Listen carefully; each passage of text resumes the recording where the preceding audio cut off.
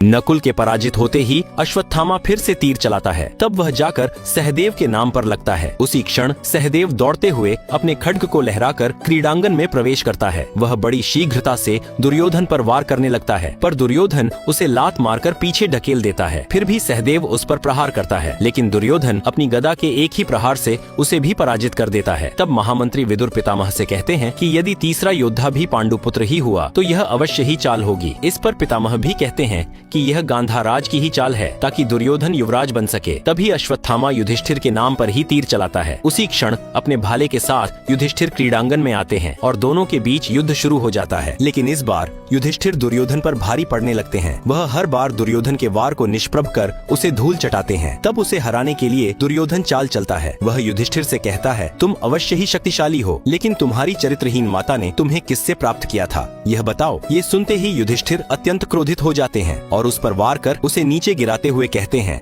अब मैं यह युद्ध नहीं कर सकता, क्योंकि यह मैत्रीपूर्ण स्पर्धा है जिसमें क्रोधित होना अधर्म है। और वे जाने लगते हैं। तभी दुर्योधन पीछे से वार कर युधिष्ठिर को पराजित कर देता है। तब चारों ओर केवल अपने पुत्र दुर्योधन की जय जयकार सुनकर महाराज धृतराष्ट्र अत्यंत प्रसन्न हो जाते हैं।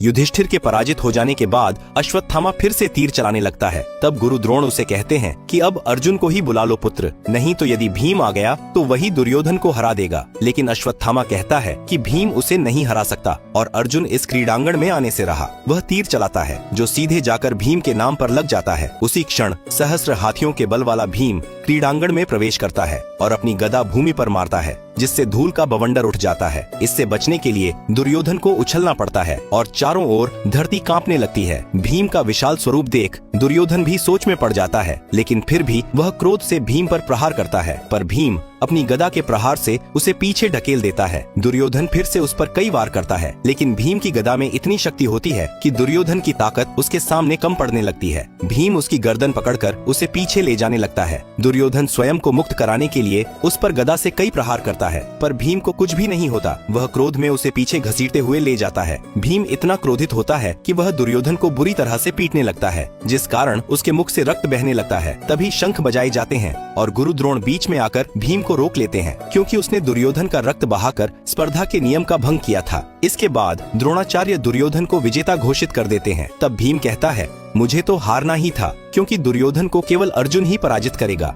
अश्वत्थामा तीर चलाकर अर्जुन के नाम की घोषणा करता है। तभी दुर्योधन शकुनी से कहता है कि मुझे पहले से ही केवल अर्जुन का भय है मामाश्री, क्योंकि वह न तो युधिष्ठिर की तरह धर्मराज है और न ही भीम की भांति क्रोध करता है। इस पर शकुनी कहता है, चिंता मत करो भांजे, इसका उपाय हो गया है, क्योंकि उसने पहले ही पुरोचन की मदद से क्रीडांगन का प्रवेश द्वार ऐसा बनवाया था जो एक ही तीर से गिर जाए। फिर शकुनी अश्वत्थामा को निर्देश देता है। तब अश्वत्थामा धनुष से प्रवेश द्वार पर निशाना लगाता है। तभी गुरु द्रोण आकर कहते हैं, तुम उस प्रवेश द्वार को अर्जुन पर गिराना चाहते हो ना पुत्र, लाओ यह कार्य मैं ही कर देता हूँ। और वे उसका धनुष लेकर तीर चलाते हैं, जिससे द्वार पर दरारें आ जाती हैं। तभी अर्जुन वहीं से आने लगता है। जैसे ही वह प्रवेश द्वार पर पहुँचता है, सारा मलबा उसी के ऊपर गिर जाता है। यह देख सभी डर जाते हैं और माता कुंती की आंख से एक आंसू निकल पड़ता है। लेकिन तभी उस मलबे के नीचे से एक तीर आता है और वह तीर उस आंसू को अपने साथ सीधे अर्जुन के हाथों में ले जाता है। अर्जुन उसे अपने मस्तक पर लगाकर माता का आशीर्वाद प्राप्त करता है। उसे जीवित देखकर सारे लोग आनंदित हो जाते हैं और प्रजा उसके नाम का जय घोष करती है।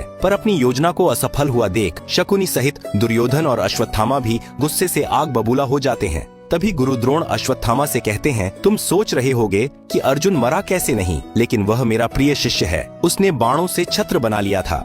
अर्जुन क्रीड़ा भूमि में उतरते ही धनुष से तीर चलाता है, जो सभी ज्येष्ठ व्यक्तियों के पैरों पर गिरते हैं। फिर अर्जुन उनको प्रणाम करता है। इसके बाद गुरु द्रोण के शंख बजाते ही दोनों युद्ध के लिए सज्ज हो जाते हैं और दुर्योधन गुस्से से अर्जुन की तरफ दौड़ता है। तब अर्जुन उस पर तीरों की बौछार करने लगता है, लेकिन दुर्योधन अपनी गदा से सभी तीरों को नष्ट करता जाता है। तब अर्जुन एक तीर उसके पैरों पर चलाता है, जिससे उसका पैर बर्फ में जकड़ जाता है, पर दुर्योधन उसे तोड़ देता है। तब अर्जुन फिर से तीर चलाता है और दुर्योधन के पूरे शरीर को बर्फ से जकड़ देता है। दुर्योधन मुक्त होने का प्रयास करता है, किंतु वह सफल नहीं हो पाता। तब हस्तिनापुर की समस्त प्रजा अर्जुन के नाम का जय घोष करती है और गुरु द्रोण उससे कहते हैं, तुम अतुल्य हो पुत्र, निस्संदेह तुम केवल कुरु राजकुमारों में ही नहीं बल्कि संपूर्ण आर्यावर्त में सर्वश्रेष्ठ धनुर्धर हो। फिर वे उसे दुर्योधन को मुक्त करने का आदेश देते हैं, लेकिन तभी कहीं से एक तीर आकर दुर्योधन को मुक्त करता है। तब सारे लोग चकित होकर देखते हैं तो वहाँ सूर्य जैसा तेजस्वी वीर कर्ण खड़ा दिखाई देता है। वह फिर से एक तीर चलाता है जिससे दुर्योधन की गदा उसके हाथों में आ जाती है। फिर कर्ण क्रीड़ांगन में उतरकर अर्जुन की ओर बढ़ने लगता है। तभी द्रोणाचार्य उसे कहते हैं, कौन हो तुम युवक, और क्या तुम जानते नहीं कि यह केवल कुरु राजकुमारों की स्पर्धा है? इस पर कर्ण उत्तर देता है, यह स्पर्धा तब तक ही कुरु राजकुमारों की थी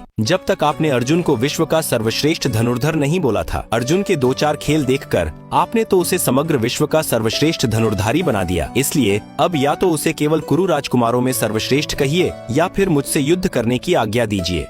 जैसे ही कर्ण अर्जुन को युद्ध के लिए चुनौती देता है, महामंत्री विदुर कृपाचार्य से कहते हैं, यह कैसे हो सकता है? एक सामान्य योद्धा किसी राजकुमार को युद्ध का आह्वान कैसे दे सकता है? तब कुलगुरु भी कहते हैं, यदि अर्जुन पराजित हो गया तो समस्त आर्यावर्त में कुरु राष्ट्र निर्बल पड़ जाएगा। तभी कर्ण फिर से द्रोणाचार्य से कहता है, गुरुदेव आप क्या सोच रहे हैं? क्या आपको अपने शिष्य पर विश्वास नहीं है या फिर अपने शिक्षण पर? यह सुनकर गुरु द्रोण को स्मरण होता है और वे पूछते हैं, तुम वही हो ना जो मुझसे विद्या प्राप्त करने आया था? इस पर कर्ण कहता है, नहीं आचार्य, जिसे आपने देखा था उसकी मृत्यु उसी दिन हो गई थी जिस दिन आपने उसे शिष्य बनाने से मना कर दिया था। तभी शकुनी आगे आते हुए कहते हैं, अच्छा हुआ युवक जो तुम इनके शिष्य नहीं बने, वरना तुम्हें भी अपने दाहिने हाथ का अंगूठा खोना पड़ता। फिर वे अर्जुन से युद्ध का आह्वान स्वीकार करने को कहते हैं, लेकिन कृपाचार्य बताते हैं, एक राजा ही दूसरे राजा या राजकुमार के साथ युद्ध कर सकता है, अर्थात एक योद्धा अपनी श्रेणी के योद्धा से ही युद्ध कर सकता है। तो बताओ तुम कौन हो? राजकुमार तो नहीं लगते। यह सुनकर कर्ण शांत हो जाता है। फिर कहता है,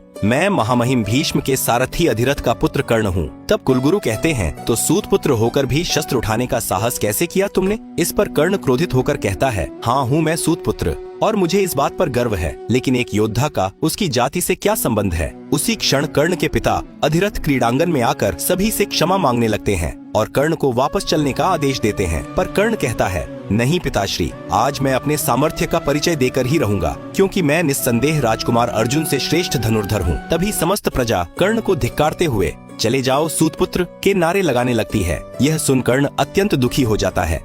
कर्ण दुखी होकर अपने पिता के साथ क्रीड़ांगन छोड़ जाने लगता है। तभी दुर्योधन उसे रोककर कृपाचार्य से प्रश्न करता है कि जब ब्राह्मण कुल के रावण ने आह्वान दिया था तब क्षत्रिय होकर भी प्रभु राम ने उसे क्यों स्वीकार किया? इस पर कृपाचार्य बताते हैं कि क्योंकि वह एक प्रदेश का राजा था। तब दुर्योधन फिर से कहता है, मतलब यदि यह युवक किसी देश का राजा हो तो यह अर्जुन को आह्वान दे सकता है न? तो आज और इसी क्षण से इस युवक को मैं राजा घोषित करता हूँ। यह सुनते ही सभी लोग चौंक जाते हैं। इसके बाद दुर्योधन कहता है, पश्चिम में एक प्रदेश है अंग देश, वहाँ कोई राजा नहीं है, इसलिए मैं आज कर्ण को अंग देश का राजा घोषित करता हूँ। तब अधिरथ हाथ जोड़ते हुए कहते हैं, नहीं राजकुमार, इतना बड़ा उपकार हम पर मत कीजिए। इस पर दुर्योधन कहता है, मैं उपकार नहीं कर रहा हूँ श्रीमान, मैं तो सभी धनुर्धरों को अपना मित्र मानता हूँ। तभी पितामह भीष्म दुर्योधन से कहते हैं, न तो हस्तिनापुर पर और न ही अंग देश पर आपका अधिकार है राजकुमार, इसलिए आप इसे किसी को दान नहीं दे सकते। तभी शकुनी कहता है, किंतु महाराज को तो यह अधिकार है न? तब सम्राट धृतराष्ट्र खड़े होकर कहते हैं, मैं इसी क्षण से इस युवक को अंग देश का राजा घोषित करता हूँ।